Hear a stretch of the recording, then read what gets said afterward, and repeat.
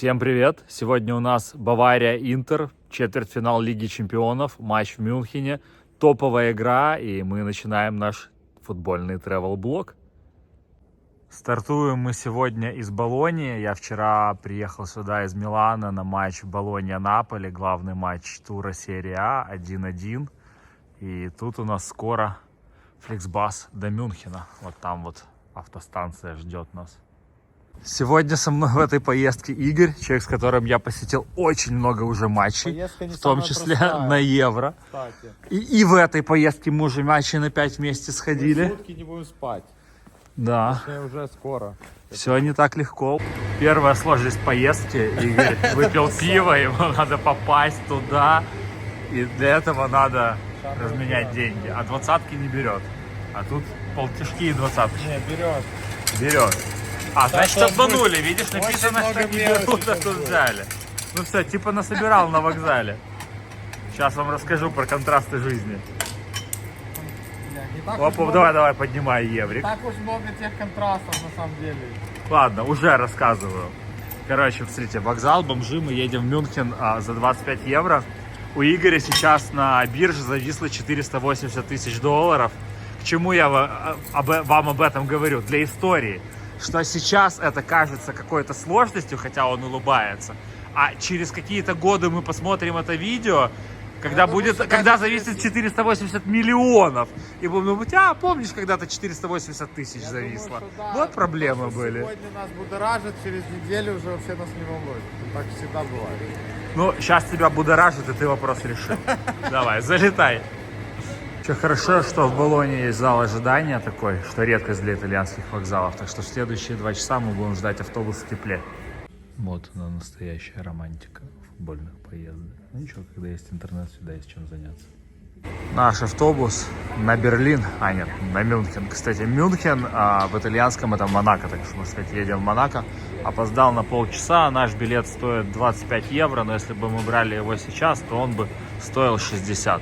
Самая рисковая часть поездки, очевидная, это что между Австрией и Германией есть граница, где проверяют документы, а благодаря итальянским бюрократам у меня с документами не все как бы в порядке, поэтому меня могут высадить прямо на границе. Но могут и не высадить. Пожелаем мне удачи. Но я чуть-чуть взволнован. Ну, не так, чтобы сильно, но неприятный моментик. Просто посмотрите на эти виды. Ехать на футбол и смотреть в окно – это уже удовольствие. Итальянско-австрийская граница. На итальянско-австрийской никаких проверок не было, но я и не ожидал их там увидеть. Подъезжаем к австрийско-немецкой границе, и мои опасения не беспочвены, потому что когда я ехал на Евро, это есть в моем первом выпуске с Евро, была тотальная проверка на немецкой границе. Всех выгрузили из фликсбаса, проверили все документы, все вещи, в общем, было неприятно. И когда я ехал с матча «Динамо» в Зальцбурге, оттуда, кстати, тоже есть выпуск, на немецкой границе была тотальная проверка. Так что я не просто так волновался. Но в этот раз поста не было. Вот вообще его не было. Ну и, понятно, не было никакой проверки. Так что волновался зря. Едем по немецкой земле. Как говорится, нет смысла волноваться о том, что еще не произошло. Хотя я уже думал ехать не на фликсбасе, а искать какие-то более сложные маршруты. Нет, все обошлось. Кстати, с нами, конечно же, едут фанаты Интера и почти всю дорогу поют.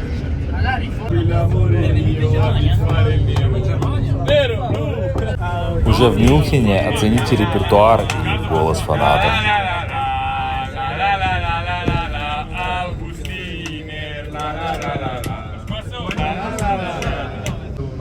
Благополучие Мюнхена чувствуется и сразу по машинам на дорогах, и даже по машинам в зданиях.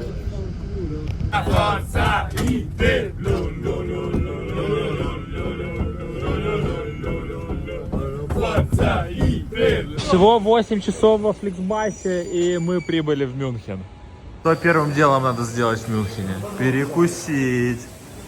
На самом деле, знаете, повелся на бренд. Спешили, взяли в Макдональдсе, а тут напротив какая-то бургерная локальная с хорошими предложениями. Ну, типа я взял в Макдональдсе какой-то бургер с Beyond Meat за 9 евро, менюшка. Тут вот можно было такое взять. Тут же оно явно натуральнее и интересней. Еще нельзя спешить, надо смотреть по сторонам. Вот такой вот индустриальный у нас вид на завтрак. И это бургер с Beyond Meat, то есть это для вегетарианцев без мяса. Отличительная черта Германии. Only cash, как бы. Я такой, карта, он мне показывает таблички. 1,5 литра воды, 3 евро. Короче, 2 бутылки, 6 Зато евро. пивас какой, смотри, на вкус и цвет, любой вариант. Ну да. Где ты такой найдешь? В Мюнхене в день такого большого матча большая проблема с жильем. Мы сейчас идем заселяться, чтобы вы понимали, вот то, что сейчас вы увидите, где мы будем жить, это стоит более 400 евро. Это район центрального вокзала. Вот я понимаю, что мы идем вот в этот вот спальничек. Как бы в эконом-варианте можно было в 5 утра свалить на фликсбасе и не брать жилье. Но Игорь человек деловой, для него хороший сон себя окупает. Ну, вот так вот это выглядит на входе. 400 евро. Зато можете послать открыточку домой. Вам прислать что-то? Я вам бы прислал, но мне лень. То, рум-тур, ну, чтобы вы понимали, за 400 евро туалет общий в коридоре. Как бы, это не только наш, это на этаж, видимо, 2 таких. И вот наш номер. Ну, кроватки раздельные, чтобы вы понимали. Как бы, не думали там всякого. И вот, типа, столик. Даже кухня в номере есть. Ну, понятно, мы готовить не планируем. Ну, знаете, цена-качество 400 евро за вот это вот. Что вы себе представляете за 400 евро? Но футбол дело такое, понимаете, когда топовые матчи, это всегда оверспрос. Понятно, что в обычный день оно, наверное, стоит 50. Ну ладно, Мюнхен может 100-150. Но пользуются спросом и наживаются на фанатах, искренне любящих свои клубы. Пора выдвигаться на сбор фанатов. Но тут очень плотный велотрафик в Мюнхене. Чуть-чуть не сбили меня. Я по привычке встал у бордюра на светофоре. А тут велодорожка. Вот он, вход в старый город. Я в Мюнхене на Евро был 3 раза, так что не могу сказать, что я сильно хочу изучать город. Есть, кстати, 3 выпуска из Мюнхена у меня на канале. Один из них даже с Игорем, он там спрогнозировал прямо ход матча. Все задокументировано. Поэтому сегодня я приехал в первую очередь ради игры Милана, Интера, поддержать команду, поболеть за наших. Ну и вы знаете, Альянс Арена, то есть попасть на Альянс Арену на матч сборной и попасть на Альянс Арену на матч Баварии — это разные вещи. На сборных там такая себе атмосфера, а все-таки Бавария — это один из самых посещаемых клубов мира, и он известен своими фанатами, поэтому я прямо ждал вот это событие. Надеюсь, вы тоже ждали мой выпуск с этого события. Те, кто поленится посмотреть предыдущие выпуски, вот он, собор Святого Михаила. Ну, я такие названия одобряю. Вот он, видите, Святой Михаил копьем побеждает всю нечисть. Ну, так и должно быть. Я думаю, так и будет. Это фаншоп Баварии. Ну, мы, конечно же, ничего там покупать не будем. Это не наше местечко. Как вы думаете, он сегодня будет на поле? Ну, по технике, как бы, я думаю, что он мог бы выйти сыграть. Да, на 92-й выйти на замену. Ну, хотя нам, как фанатам Интера, выгоднее, чтобы он в начале был. Что творит? Что творит? А встреча фанатов Интера назначена на 6 часов на главной площади Мариенплац. Но по сторис я смотрел, что тут уже был какой-то мощный экшен. А сейчас как-то экшена не видно. Посмотрим. Или они уже ушли куда-то, или что. Или то была первая часть, а скоро начнется вторая. Так, вот уже виднеются знакомые знамена. Жгли фаера. Ну, кстати, запрещено. Тут вот ребята, полиция может увезти за фаеры. Я на Евро видел, как людей с фаерами уводят. Мне прислали вместе с билетом правила поведения на гостевой трибуне. Там прямо написано, сколько мегафонов может быть, сколько баннеров может быть, больших, маленьких, флагов. В общем, все в Германии очень четко регламентировано. Короче, у меня с Игорем разошлись интересы. Я бы с ними висел уже до старта матча, а Игорь хочет пивасик и похавать. Вот вы бы что выбрали? Вот, видимо, тут были недовольны чем-то флагом. Ну и фирменная.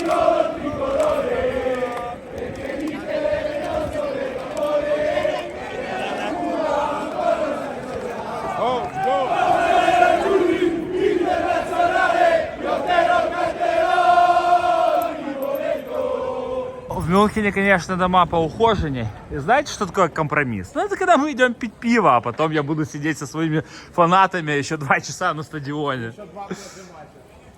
Да, как гостевой. Я буду еще пить пиво ходить. Ждать Мишаня. Так что идем. Ну, сейчас расскажу, куда мы идем. Идем в Хобра Хаус. Это место, где в свое время выступал тот, кого нельзя называть. И тот, кого многие считают главным антигероем. Но сейчас, к сожалению, многие даже в западном мире и не только как-то возвращаются к его идеям. В общем, тут не суетятся. Посадка, конечно, полная. Нас просто посадили к другим людям за стол. Ну, что, нормально, тут так принято в Европе. Вот живая музыка. Но раньше на этой сцене выступал совсем другой исполнитель.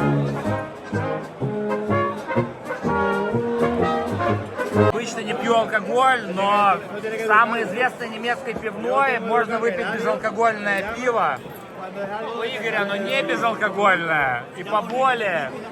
Ну и вот она, баварская кухня, мяско, это какие-то макарошки. Вот у них тут и летний дворик есть. Ну и, конечно же, все полное. Основная группа фанатов, конечно, уже уехала на стадион, но все равно город заполнен фанатами Интера. После сбора фанатов Интера сейчас площадь будет очень быстро очищена. Либо уже очищена, посмотрите, как тут чистенько. Не похоже, что тут были 1000 фанатов. Так, фанаты уже уехали на стадион, будем догонять. Попили пивка зато с Игорем. Публично. Довольный человек, выпивший пиво в легендарном месте. Еще на стадион едем на метро, сходу не разобрали системы, я думаю, взяли не тот билет. С фанатами вот такого не случилось, но чем к стадиону. Вы понимаете, не только мы хотим попасть к стадиону, тут уже плотненько. В Мадриде, я помню, для гостевых фанатов были отдельные прямые поезда метро, это было удобно. Хотя, может, тут для фанатов Интера тоже был отдельный поезд, что, кстати, вполне возможно. Еще в первый поезд мы тупо не влезли, сейчас попробуем влезть во второй, да, второй посвободнее. Сейчас минута разницы, и все в первый засовывались. Иногда надо уметь подождать. Жизненный урок. Иногда лучшее действие — это бездействие. Что-то про Стамбул пели, видимо. Обижают Интер за проигрыш в финале. Ну, такое старенькое мюнхенское метро. Ну, тут есть и новое, да, но это, видимо, ретро-вагон. Человек с табличкой ходит, билетик ищет. Ну, наверное, как и на Евро, перекупы, потому что, ну, тут солд-аут, я думаю, был в момент начала продаж, и будет много желающих найти билетик. Если вы посмотрите выпуски с Евро, я сам там гонял с такими табличками, но я, правда, для себя искал, я не перекупщиком был. Тут наши с Игорем пути расходятся, он уходит направо, потому что у него домашний билет, его билет стоит 280 евро, он покупал на Viagogo у перекупщиков.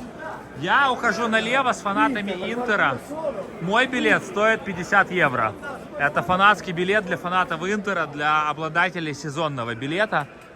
Ну, они разошлись, не знаю, за полчаса после начала продаж, такой был ажиотаж. Все фанаты Интера хотели попасть на матч в Мюнхене. Ну и понятно, что не все попали и не все попадут. Но я мастер спорта по покупке билетов. Вон она уже виднеется, Альянс Арена. Пока, правда, не светится. Она будет потом красиво красным светиться, по идее. Вот, кстати, немецкая темка еще с Евро. Видите, как бы, ну... В принципе, это цивильно для футбола. Я понимаю, что они накапливают количество фанатов, и мы будем маленькой группкой делать проходку. Вот следы, что тут было ярко. Проходок уже не будет. Основная группа давно ушла вперед. Так что это уже, так сказать, индивидуальные фанаты Интера или своими небольшими группами идут по отдельной дороге на Альянс-арену. И камеры начинают за вами следить еще на аллее к стадиону. Кстати, Мюнхен — безопасный город. Альянс-арена — безопасный стадион. Тут ни от кого не скроешься. И даже, то есть, на сектор может быть 4 мегафона, например. И там прямо написано, что каждый мегафончик должен быть заявлен, обозначен. И они несут полную ответственность за то, что будет произнесено в этих мегафонах. Ну, видите, мне кажется, это корпоративный стиль. Тут почти у всех одна и та же надпись на стене. Ну, наверное, это связано с тем, что Норд, север. Северной трибуне нравится такой бренд. Чтобы попасть к стадиону, нам надо перейти обратно через рельсы, через мост. Вот уже начинает светиться Альянс Арена. Правда, еще не темно, поэтому не так ярко. Ну и тут, конечно же, все оставляют свои стикеры. Кто тут был, какие клубы, вы понимаете, сколько и каких клубов приезжает на выезд в Баварию. Да и просто многие, кто не на выезд, любят оставлять свои стикера. Конечно же, уже и фанаты Интера успели отметиться. Разные группы. Ну и, как всегда, гостевой вход. Полон полиции. Вот тут по периметру. Все смотрят. Вон даже есть камера, которая фиксирует всех фанатов, всех людей. Прям супер жесткий. И стюарты, кстати, которые с Милана приехали. Ну, что по-итальянски говорили. Супер обычно. Я внутри. Ну, были небольшие переживания. Вдруг что-то не так с билетом пойдет, мало ли. Но все нормально. Вон она, Альянс Арена, двигаемся. Как же круто она светится. Как же атмосферно быть среди фанатов Интера. Ну, круто, что удалось сюда попасть. Хотя, видите, тут, по-моему, фанаты все смешиваются. В отличие от Италии. В Италии физически фанаты не могут никак пересечься. Прям стены, заборы. Тут просто у нас экстра обыск был усиленный. И все, а тут мы уже в одной проходке с фанатами Мюнхена. В общем, вот там вот далеко я зашел с фанатами Интера, а в итоге, чтобы попасть на мой сектор, я вот прохожу все это расстояние мимо фанатов Баварии. Видите, уже война ультрас и фанатов не такая напряженная в Германии, по крайней мере. В Италии к гостевым фанатам ты просто на километр не подойдешь. У них полгорода огорожено, чтобы они никак не пересеклись. А тут все, пожалуйста. Мир, дружба, жвачка. Ну, так и должно быть, мне кажется. Ну, не должно быть вражды на стадионе какой-то агрессивной. Только вражда, не знаю, в хореографиях, в лозунгах, в кричалках. Я одолел эту огромную, почти потемкинскую лестницу. И вот она, гостевая подтрибуночка. Вот тут сразу вас накормят, напоят. Так, и по кругу почти везде, как я понимаю, проход свободен. Прямо на гостевую еще отдельный сканер билетов имеется. Ну что ж, я внутри Альянс Арены. Перед матчем Баварии и Мюнхена Интер. Ну, просто космос. Вот игроки разминаются. Смотрите на размер вообще гостевой Интера. Вот она где-то там начинается. И это все гостевая Интера. Вон до туда. Все фанаты приезжие. Не знаю, сколько тысяч, но явно много. Поддержка гостевая сегодня будет на уровне. В Баварии есть кадровые потери. Например, на воротах стоит не основной вратарь, который Нойер. Нойера травма. Играет молодой вратарь за 7,5 миллионов. В общем, у Интера есть шансы. Ближе к матчу они улучшились. И будем верить, что Интер пройдет дальше. Конечно, Интер не фаворит. Но вы знаете, это футбол. Всякое бывает. Вот объявляет состав Интера. Вот так объявляет состав Баварии.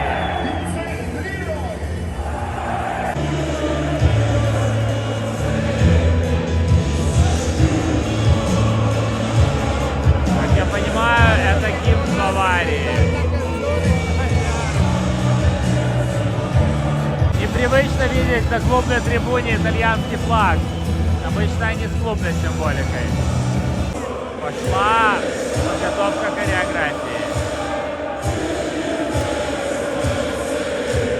Сейчас будет магия.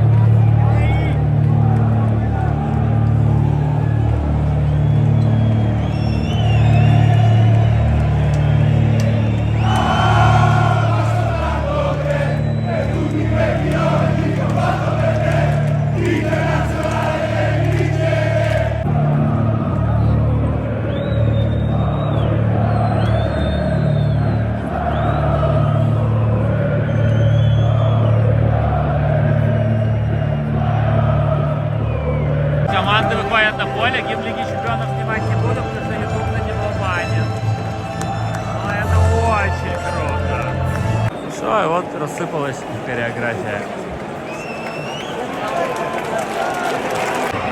Фанаты Баварии известны своим пением. Собственно, этим сейчас они и занимаются. Матч начался, его по традиции вам не снимаю. Футбол лучше смотреть по телевизору. Фанаты Баварии кричат, наши фанаты пока молчат. Наверное, мы 20 минут будем молчать. У нас же протест на любые матчи, потому что недовольны многими вещами, поэтому первые 20 минут, я понимаю, фанаты Интера будут молчать, потом включатся.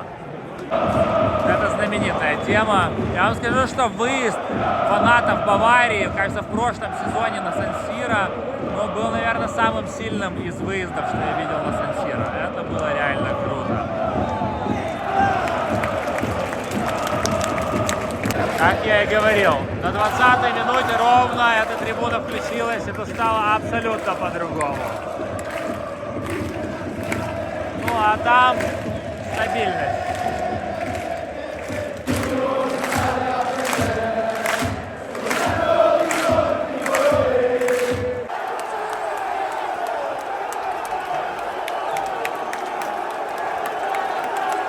Интер забивает первым.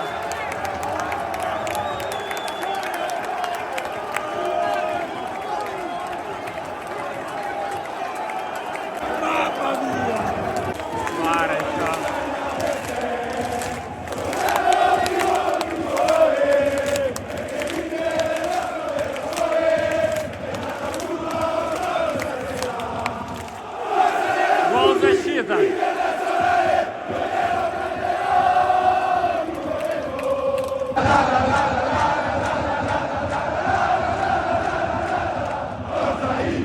Ну, 0-1 к перерыву. Отличный счет для Интера.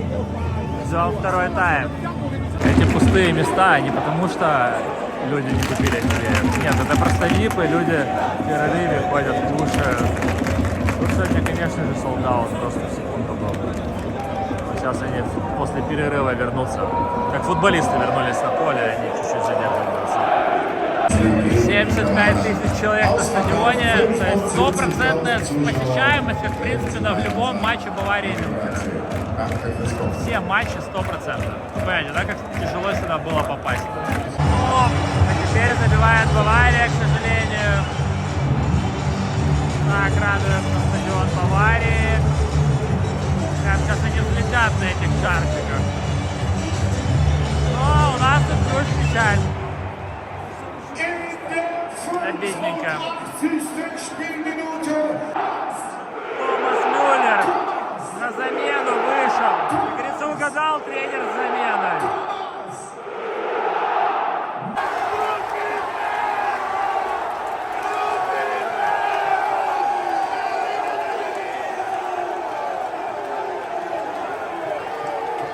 Ну без комментариев, вы сами все понимаете.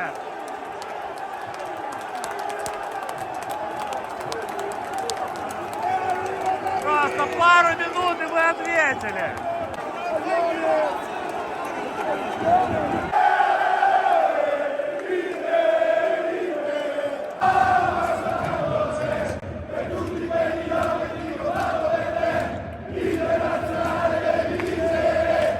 Забил, кстати, Фратези, который тоже вышел на замену в то же окно, когда и Мюллер. Так сказать, тренера угадали с заменами. Зажигать тут опасно.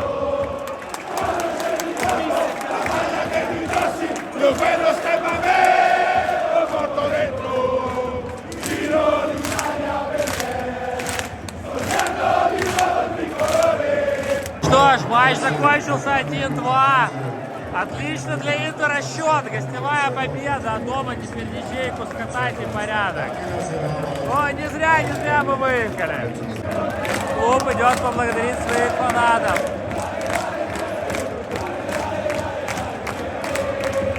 Путь не близкий.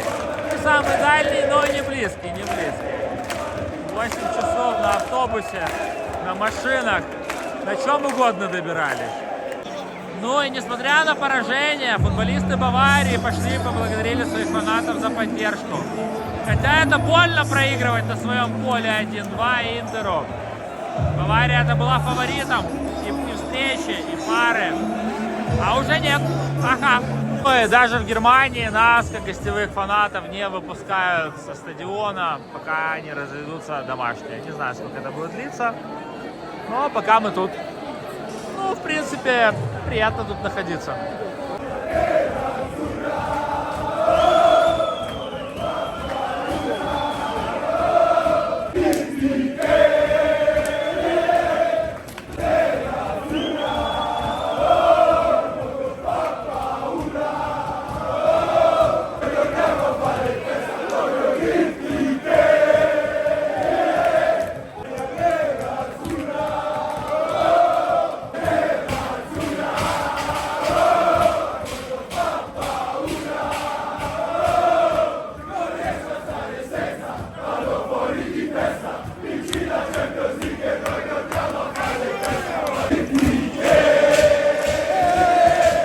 Вот она, пустая Альянс-арена. Видите, хореография не помогла Баварии Мюнхен сегодня. Не помогла.